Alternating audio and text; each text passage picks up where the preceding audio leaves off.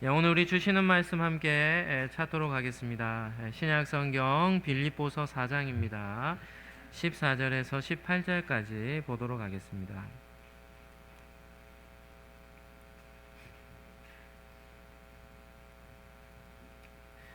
빌립보서 4장 14절에서 18절까지입니다. 우리 한 절씩 교독하도록 하겠습니다.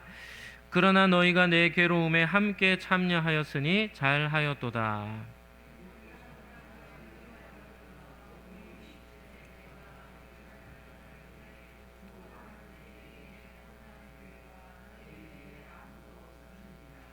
데살로니가에 있을 때에도 너희가 한 번뿐 아니라 두 번이나 나에 쓸 것을 보내었도다.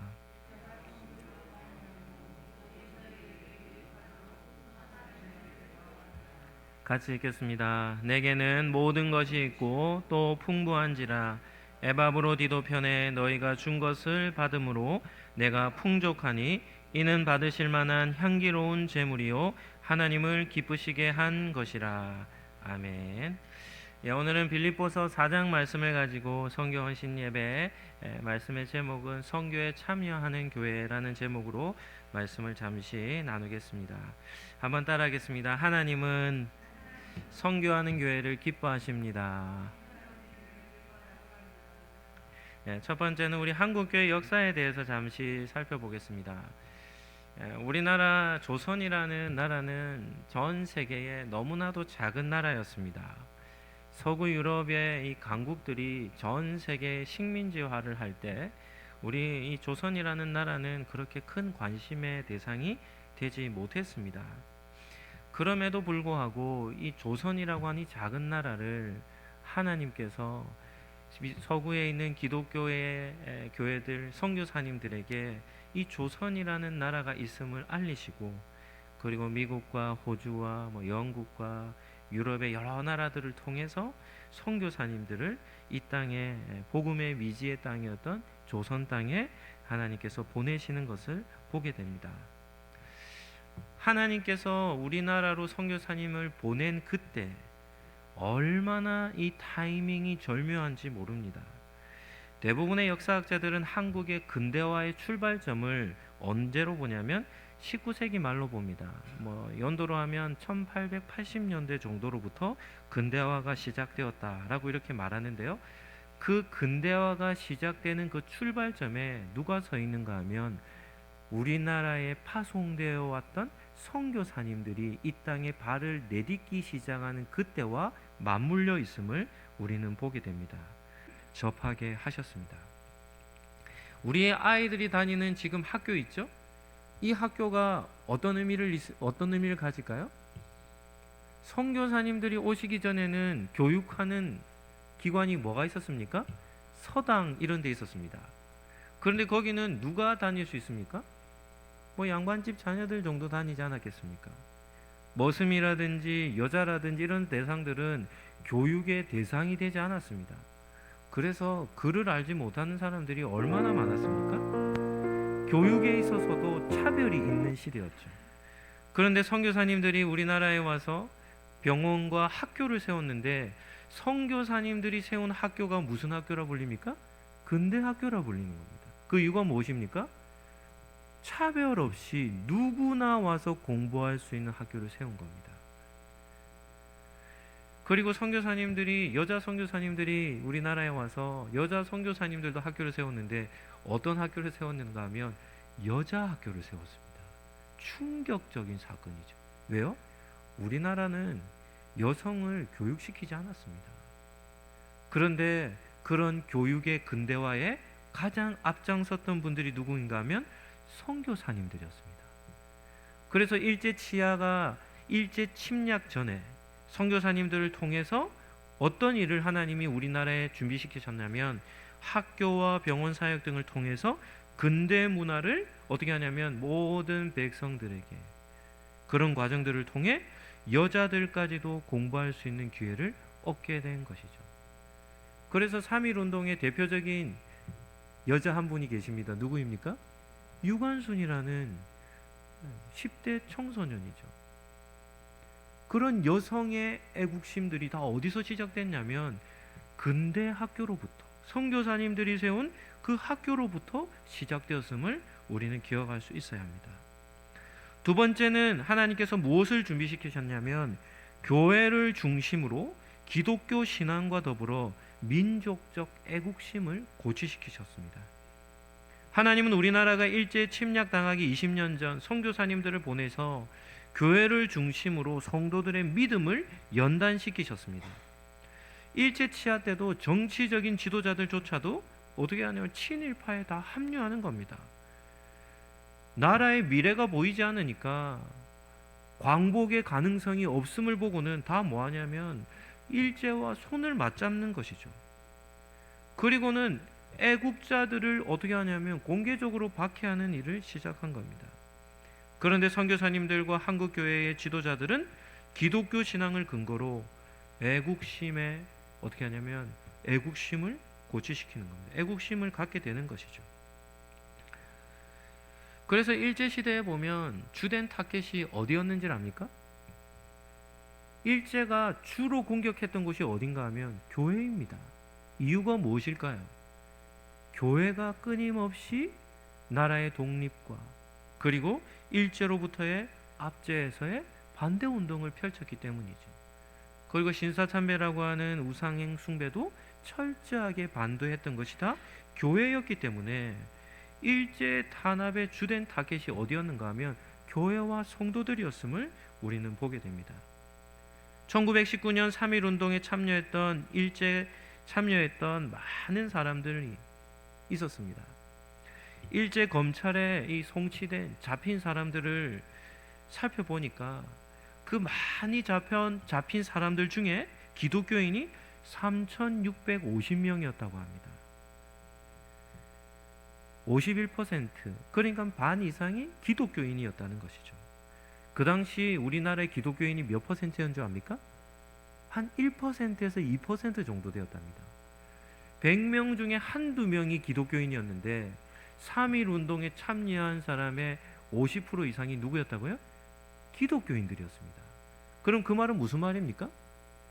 우리나라의 독립운동의 최전선에 있었던 사람들이 누구였다는 겁니까? 그리스도인들이었다는 겁니다. 성도들이었다는 것이죠. 3.1 운동에 잡혔던 여성에 대해서도 조사를 해봤더니 잡힌 여성들의 65%가 10명 중에 6명 이상이 기독교인이었다는 겁니다. 우리가 잘 알다시피 독립운동에 앞장선 민족의 대표 34민 중에도 16명이나 되는 사람들이 기독교인이었죠. 3.1 운동 중심에는 누가 있었습니까? 교회와 성도들이 있었음을 우리는 기억해야 합니다. 우리나라는 광복의 기쁨도 잠시 6.25 전쟁으로 인해서 완전히 이 땅이 폐허가 됐습니다.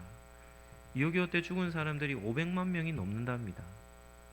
그러니까 부산 인구의 1.5배가 죽은 거죠. 어마어마한 피해를 받은 겁니다. 그리고 나라의 전역에 세워진 모든 건물들이 다 파괴되었습니다. 그래서 6.25 전쟁을 기점으로 우리나라는 전 세계 가장 가난한 나라로 전락해버렸죠.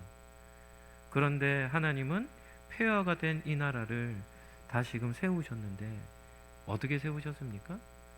교회의 부흥과 성장과 더불어 경제적인 회복을 이 땅 가운데 허락해 주신 것이죠. 이런 질문을 한번 해볼까 합니다. 만약 일제 강점기 전에 복음이 이 땅에 전해지지 않았다면 우리 한국 땅은 어떻게 됐겠습니까? 만약 일제가 우리나라를 다스리기 전에 선교사님들을 통해 이 땅의 교회와 성도들이 준비되지 않았다면 우리나라는 전혀 소망이 없었을 것 같습니다. 36년 만에 광복, 있을 수도 없는 일이지 않았을까. 그 이후에 6.25 전쟁을 넘어서며 경제적인 큰 부흥과 성장, 이런 것도 불가능했을 겁니다. 애국심은 어디에서 나옵니까? 애국심은 신분, 자격 이런 데서 나오는 게 아닙니다. 지금도 우리나라를 보시죠. 나라를 대표하는 사람들이 정말 나라를 사랑하며 국민을 위합니까? 어떻습니까? 애국심은 우리에게서 나오는 것이 아닙니다. 참된 애국심은 기독교 신앙에 근거하죠. 성경적 가치관이 나라의 큰 위기 속에서도 나라 사랑을 변치 않게 만들며 모든 불의함을 거슬러 거룩한 민족이 되게 만드는 것은 성경적 가치관, 기독교 신앙을 근거로 할 때 진정한 나라 사랑이 시작되는 겁니다. 그래서 성도에게 정말 중요한 한 가지 사명이 있다면 그것은 나라를 사랑하는 것입니다. 우리 한국교회는 교회 성장과 더불어 한 가지 힘쓴 것이 있는데 그것은 세계 선교입니다. 한국 세계 선교 협의회와 한국 선교 연구원이 함께 합동으로 조사하여 2023년 한국 교회가 파송한 선교사님들의 수와 파송된 나라를 이렇게 조사해 보았더니 2023년에 파송된 선교사님의 수는 약 22,000명. 그리고 선교사를 보낸 나라의 수가 몇 나라냐면 174개국이랍니다. 지금 전 세계의 나라의 수가 몇 개인지 압니까? 아직까지 승인받지 못한 나라의 수까지 포함하면 지금 우리 지구상에 존재하는 나라의 수는 206개국이랍니다. 206개국. 그런데 206개국 중에 한국교회가 파송하여 나가 선교사님들이 사역하는 나라가 몇 나라라고요? 174개국이랍니다.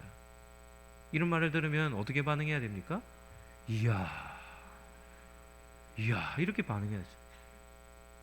이 조그마한 나라에서 몇 나라의 선교사를 파송했다고요? 174개의 나라에 선교사를 파송한 겁니다. 정말 작은 나라, 이런 나라들을 제외하고는 거의 모든 땅에 한국교회에서 파송한 선교사님들이 나가 복음을 전하고 있는 것이죠. 우리나라의 근대화는 100년이 조금 넘었습니다. 한 130년 정도 됩니다. 이 땅에 복음이 뿌려진 기간도 거의 동일합니다. 그럼에도 수백 년, 수천 년 기독교 역사를 가지고 있는 나라들보다도 더욱더 선교에 힘쓰는 나라가 하나 있는데 그 나라가 어느 나라입니까? 우리나라인 대한민국, 한국 땅이라는 것이죠. 얼마나 하나님께서 우리나라를 귀히 여기시는지를 보게 됩니다. 두 번째는 교회에게 주어진 선교의 사명입니다. 성경적 관점에서 볼 때 우리 한국 교회는 하나님께 정말 귀하게 쓰임받는 그런 도구가 되죠. 그리고 한국 교회는 참 건강한 교회임을 보게 됩니다. 왜 선교를 해야 합니까? 선교의 당위성은 어디에 있습니까? 한국 교회는 왜 이렇게 선교에 힘써 왔습니까? 태국이라든지 다른 나라에 가보면 기독교의 역사가 우리보다 훨씬 깁니다. 우리나라보다 동남아 아시아만 가더라도 복음이 그 땅에 발을 딛게 된 선교사님들이 복음을 전한 시점이 우리나라보다 역사가 더 깁니다. 일본도 훨씬 길죠. 그런데 100년여 기간의 역사 동안 이렇게 선교에 힘쓴 나라는 우리 한국밖에는 없습니다. 그러면 한국교회는 왜 이렇게 선교에 힘써 왔는가? 이 질문에 대한 답은 하나님께서 사역하는 방법에서 우리는 찾을 수 있습니다. 한번 따라 하시죠. 하나님께서 선교하시는 방법이 교회입니다. 한 번 더 하시죠. 하나님은 교회를 통해 하나님의 나라를 완성하십니다. 아멘입니까? 하나님은 인류가 타락한 이후로부터 인류를 구원할 메시아를 약속하셨죠. 그분이 누구입니까? 하나님의 아들이신 예수님이 아닙니까? 성교적 관점에서 예수님을 어떻게 정의할 수 있는가 하면 이렇게 정의할 수 있습니다. 하나님께서 이 땅에 교회를 세우시기 위해 최초로 파송하신 선교사가 누구이냐면 예수님입니다. 하나님께서 이 땅 가운데 교회를 세우시기 위해 첫 번째 파송하신 선교사님이 누구라고요? 예수님입니다. 신약 성경에 보면 지상의 교회가 언제부터 세워지기 시작했습니까? 예수님의 십자가 구원의 사역, 부활의 사건, 부활 이후에 40일 동안 부활을 증거하신 이후에 40일 이후에 승천하고 올라가시죠. 그리고 나서 며칠 만에요? 10일 뒤인 오순절날 성령이 임하시면서 어떤 일이 아니면 이 땅 가운데 뭐가 세워지기 시작합니까? 교회가 세워지기 시작한 겁니다. 예수님께서 승천하시며 제자들에게 전하셨던 지상명령, 우리가 너무나도 잘 아는 말씀이죠. 마태복음 28장 18절에서 20절입니다. 우리 같이 한번 한 목소리로 읽도록 하겠습니다. 시작. 예수께서 나와서 말씀하여 이르시되 하늘과 땅의 모든 권세를 내게 주셨으니 그러므로 너희는 가서 모든 민족을 제자로 삼아 아버지와 아들과 성령의 이름으로 세례를 베풀고 내가 너희에게 분부한 모든 것을 가르쳐 지키게 하라.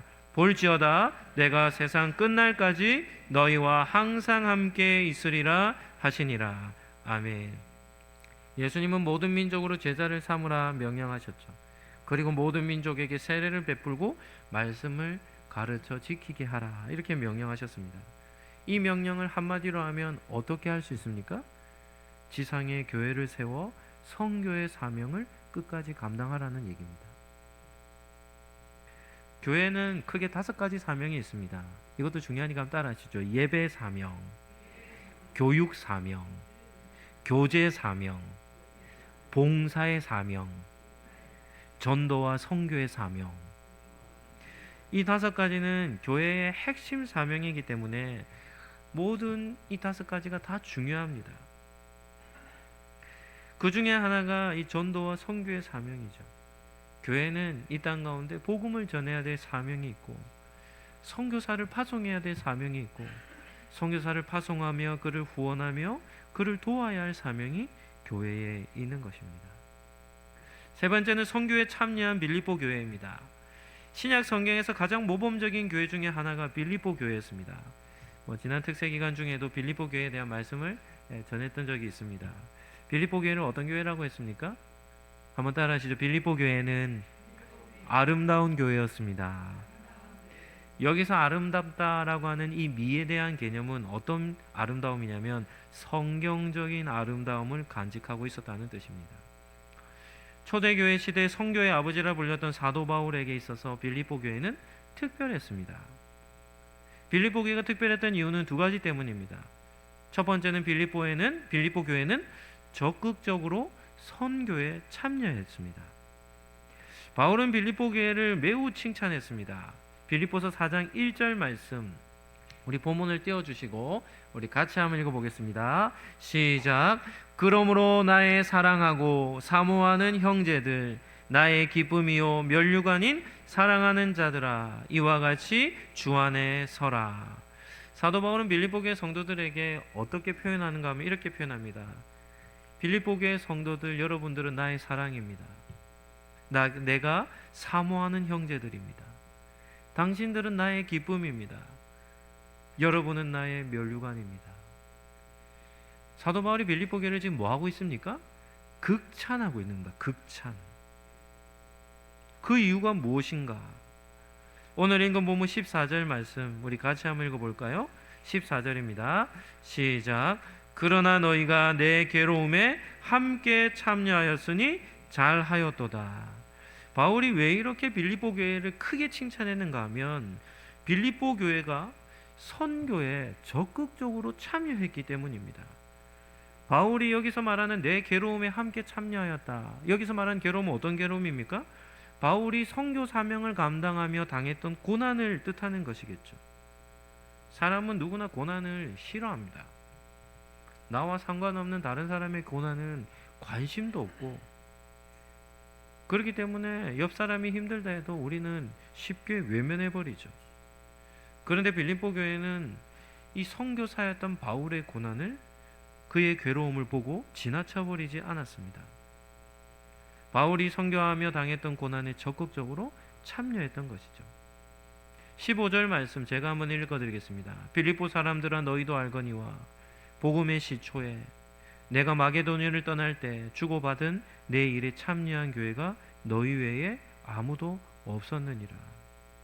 15절에서 우리가 볼 수 있는 것은 무엇입니까? 바울의 선교 사역을 적극적으로 도왔던 교회가 빌립보 교회였다는 것입니다. 빌립보 교회 외에는 없었다는 것이죠. 선교를 적극적으로 도왔던 빌립보 교회를 우리는 어떻게 평가할 수 있겠습니까?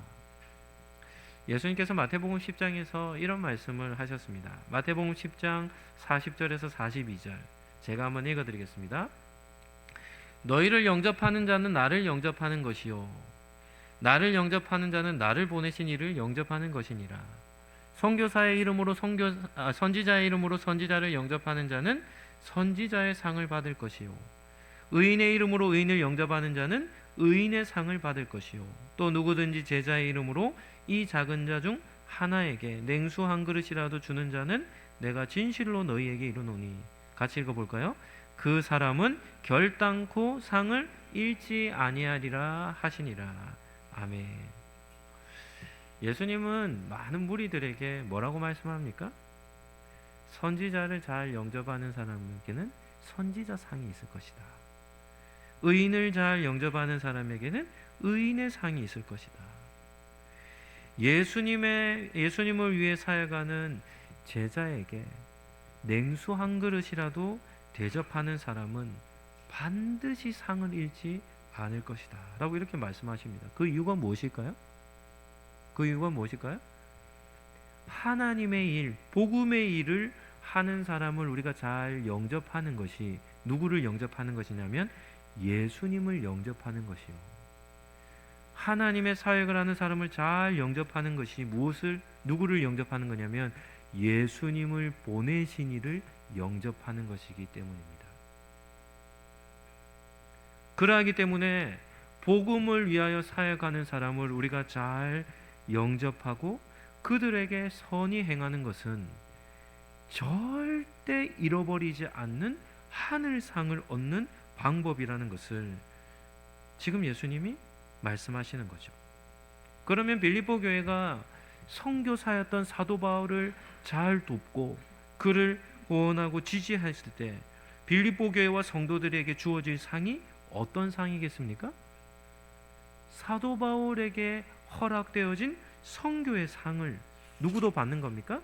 빌립보 교회도 함께 받게 되는 것이죠. 성도가 욕심을 내야 될 것이 있습니다.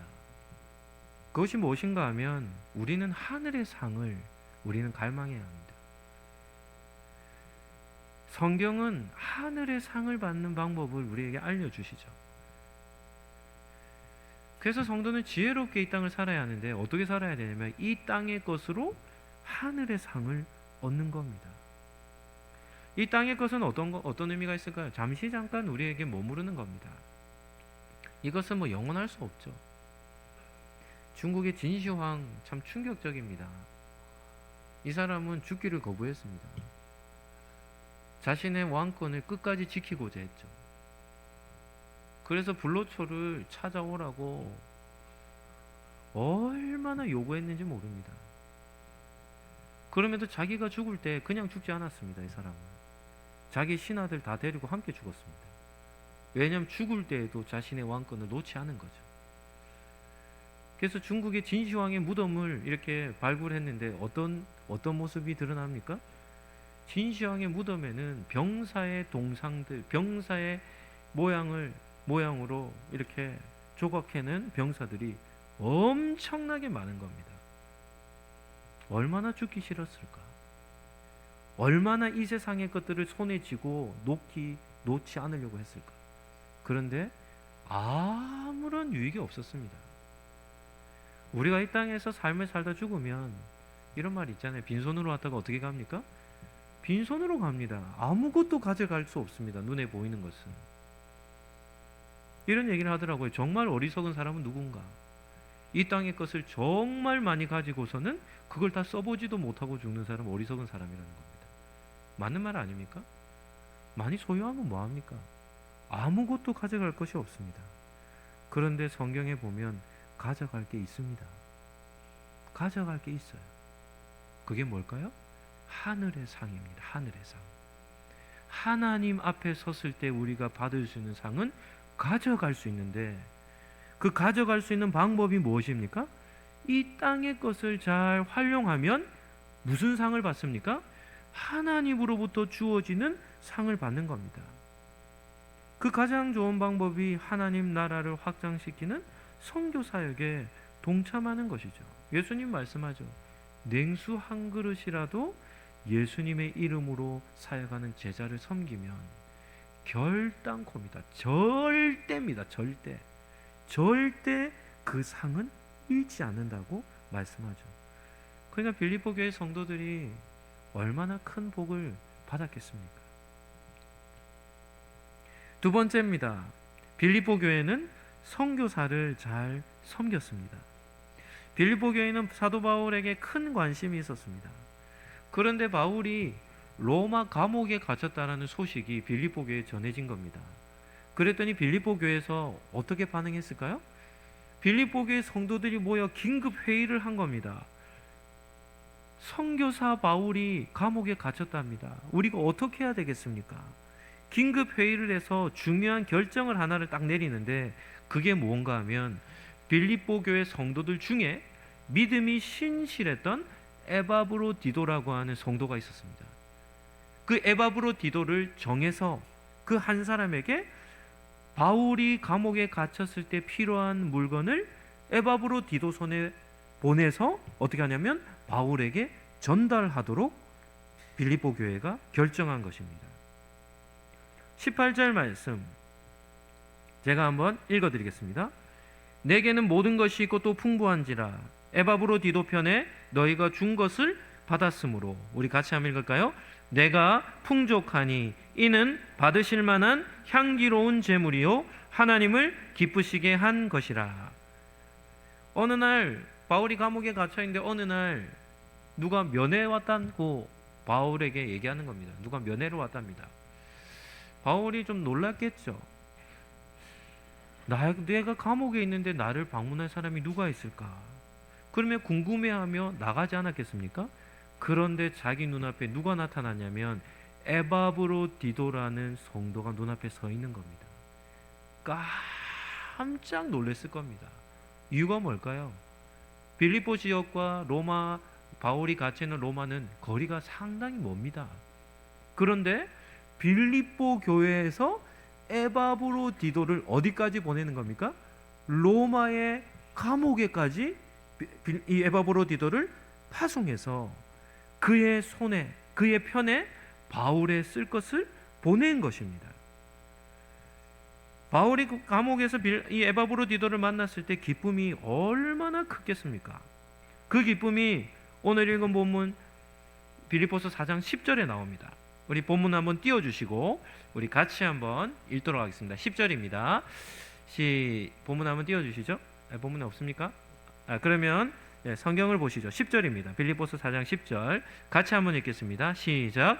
내가 주 안에서 크게 기뻐함은 너희가 나를 생각하는 것이 이제 다시 싹이 남이니 너희가 또한 이를 위하여 생각은 하였으나 기회가 없었느니라. 바울이 감옥에 갇혔을 때 직접 로마에까지 방문하여 도움을 준 교회는 오직 빌립보 교회 한 교회밖에는 없었던 것이죠. 18절 말씀을 쉬운 성경으로 제가 준비했네요. 우리 성경 쉬운 성경 한번 띄워주죠. 네, 우리 같이 한번 18절 쉬운 성경입니다. 같이 한번 읽겠습니다. 시작. 이제 나는 모든 것이 풍족합니다. 여러분이 에바브로 편에 보내준 선물 때문에 부족한 것이 없습니다.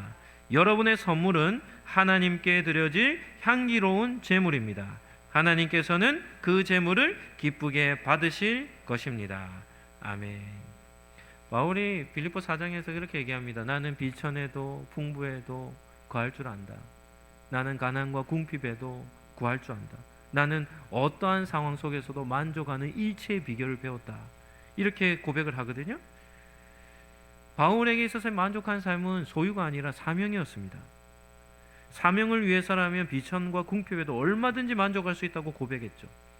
그럼에도 빌립보 교회 성도들이 보내온 귀한 물품이 어려운 가운데 있었던 바울에게는 너무나도 귀한 선물이었던 것입니다. 그래서 사도 바울도 빌립보 교회 성도들에게 뭐라고 말합니까? 여러분들이 나에게 에바브로디도를 통해 나에게 보내준 것은 나에게 준 선물이 아니라 누구에게 드린 제물이라는 겁니까? 하나님께 드려진 향기로운 제물이라는 겁니다. 기뻐 받으시는 물질이라는 것이죠. 하나님께서 그 제물을 기뻐 받으셨을 것이라고 확신하는 겁니다. 왜요? 예수님께서 하신 말씀을 빌립보 교회가 그대로 실천했기 때문입니다. 말씀을 정리하도록 하겠습니다. 오늘 예배에 참석하신 우리 상록교회 성도 여러분, 우리는 매년 연초에 성교헌신 예배를 드리며 성교헌금을 작정합니다. 이것은 우리로 하여금 하나님의 성교에 동참시키고자 하시는 초청장입니다. 예수님께서 지상 명령하신 이 명령에 함께 순종하고자 하는 것이죠. 하나님은 우리가 한국 땅에 살면서도 얼마든지 세계 선교를 할 수 있는 길을 여셨습니다. 그것이 바로 선교사님들과 그 사역을 기도하며 우리가 물질로 후원하는 방법이죠. 우리 권사님이 오늘 기도하셨듯이 우리 교회는 4개국에 나가 있는 선교사님들을 후원합니다. 러시아의 류창현 선교사님, 캄보디아의 정순영 선교사님, 태국 땅의 최동수 선교사님, 네팔 땅의 윤은호 선교사님을 후원합니다. 하나같이 다 쉬운 나라가 없습니다. 류창현 선교사님, 러시아는 공산주의 국가죠. 지금 러우 전쟁이 끝나지 않고 계속해서 지속되고 있고 러시아의 경제가 거의 파탄날 위기에 있습니다. 전쟁 때문에 류창현 선교사님 이메일을 보내야 하는데 이런 표현이 있더라고요. 하늘길이 막히고 경제길이 막힌 겁니다. 은행의 계좌가 다 막히고 하늘길이 막혔다는 겁니다. 그럼에도 하나님께서 돌보시는 은혜로 어렵지만 선교 사역을 감당하고 있습니다. 이렇게 이메일이 왔더라고요. 정순영 선교사님이 사역하는 캄보디아도 공산국가는 아니지만 공산주의 국가와 거의 유사한 나라입니다. 최동수 선교사님은 태국은 불교의 국가죠. 불교 우상이 지배적이고 윤은호 선교사님이 사역하는 네팔은 힌두교로 그 땅에도 온천지 우상입니다. 온천지 우상. 어느 한 분도 쉬운 곳이 없습니다. 그럼에도 우리의 적은 물질의 섬김이 그 땅에 아름다운 결실이 있기를 우리는 기도하며 잘 섬기는 것. 이것이 우리가 하나님께 드려질 향기로운 제물이 된다는 사실을 우리는 기억할 수 있어야 합니다. 오늘 예배에 참석하신 우리 상록교회 성도님들도 빌립보 교회 성도들과 같이 우리도 이 땅에 있지만 선교에 참여하고 선교사님들을 잘 섬김으로 인해서 우리 상록교회도 하나님께서 기뻐하시는 그런 교회가 되기를 예수님 이름으로 축복합니다. 우리 함께 꽃들도라는 찬양을 우리 함께 부르시며 작은 금액이라도 함께 참여해 주셔서 올해도 우리 교회가 여러 가지 어려움이 있지만 그럼에도 우리 네 분의 선교사님을 잘 섬기는 그런 한 해가 되기를 바랍니다. 첫 선교사로 이 땅에 오신 예수님의 은혜와 교회를 통해 선교하시는 하나님의 사랑과 선교사에게 동참시키시는 성령님의 교통하심이 빌립보 교회처럼 선교하는 교회, 선교사님들을 잘 돕는 교회로 살아가기로 다짐하는 우리 상록교회 권속들 머리 위에 지금부터 영원까지 함께 있을지어다. 아멘.